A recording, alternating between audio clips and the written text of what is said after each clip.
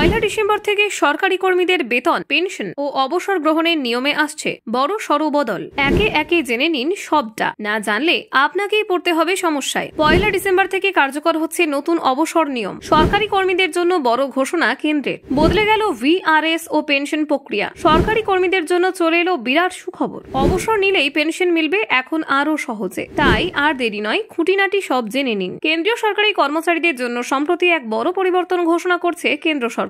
2025 সালে পয়লা ডিসেম্বর থেকে কার্যকর হতে চলেছে নতুন পেনশন ও স্বেচ্ছায় অবসর গ্রহণের নিয়ম। অর্থ মন্ত্রকের অধীনে থাকা পেনশন ও পেনশনভোগীদের কল্যাণ বিভাগ একটি নতুন নির্দেশিকা প্রকাশ করেছে, যেখানে ভলেন্টারি রিটায়ারমেন্ট স্কিম বা ভিআরএস সম্পর্কিত বেশ কিছু গুরুত্বপূর্ণ পরিবর্তনের কথা বলা হয়েছে। এই নতুন নিয়মের ফলে সমস্ত কর্মচারীদের জাতীয় পেনশন স্কিম থেকে ইউনিফাইড পেনশন স্কিমে স্থানান্তরিত করা হবে। সরকারের মতে এই পরিবর্তন সরকারি কর্মচারীদের জন্য আরো স্বচ্ছ এবং সহজে অবসর প্রক্রিয়া তৈরি করবে। সরকারের নতুন নিয়ম অনুযায়ী কেন্দ্রীয় সরকারি কর্মচারীদের ইউপিএস স্কিমে যোগদানের শেষ সময়সীমা 30 নভেম্বর 2025 নির্ধারণ করা হয়েছে। অর্থাৎ এই সময়ের মধ্যে সমস্ত যোগ্য কর্মচারীদের তাদের পেনশন স্কিম পরিবর্তন করতে হবে। নতুন ইউপিএস স্কিমের লক্ষ্য হল কর্মচারীদের অবসর পরবর্তী আর্থিক সুরক্ষা নিশ্চিত করা এবং পেনশন প্রদান প্রক্রিয়াকে আরো সহজ করা। নতুন নিয়মে স্বেচ্ছায় অবসর গ্রহণের ক্ষেত্রে বেশ কিছু পরিবর্তন আনা হয়েছে। যে কোনো কর্মচারী যদি স্বেচ্ছায় অবসর নিতে চান তাহলে তাকে ন্যূনতম 3 মাস আগে লিখিতভাবে নোটিশ দিতে হবে। এই নোটিশের সময়সীমা নির্ধারণ করা হয়েছে যাতে প্রশাসনিক দফতর প্রয়োজনীয় ফাইল ও কাজ সম্পূর্ণ করতে পারে। তবে বিভাগ চাইলে এই 3 মাসের সময়সীমা কমাতে বা বাড়াতে পারে যদি পরিস্থিতি তার দাবি রাখে।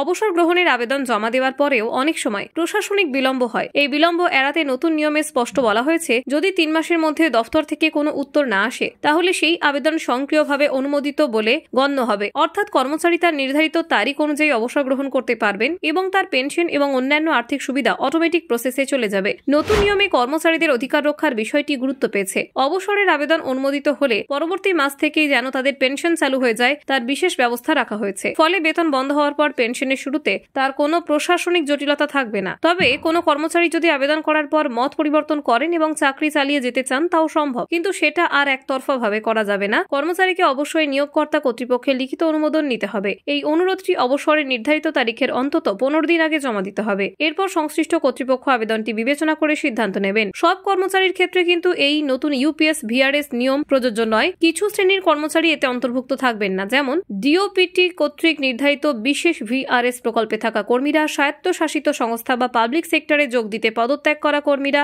এবং রাজ্য সরকার পোষিত শিক্ষাকর্মীরা এই নিয়মের আওতায় পড়বেন না। নতুন ইউপিএস ভিআরএস নিয়ম কর্মচারীদের পেনশন ব্যবস্থায় আরো স্বচ্ছতা আনবে বলে মনে করা হচ্ছে। আগে অনেক সময় ভিআরএস আবেদনে জটিলতা থাকতো, যার ফলে পেনশন চালু হতে দেরি হয়ে যেত। কিন্তু নতুন নীতিমালায় স্পষ্টভাবে সময়সীমা নির্ধারণ করা হয়েছে এবং অনুমোদনের স্বয়ংক্রিয় প্রক্রিয়া যুক্ত হয়েছে। Bureau report, news prime Times.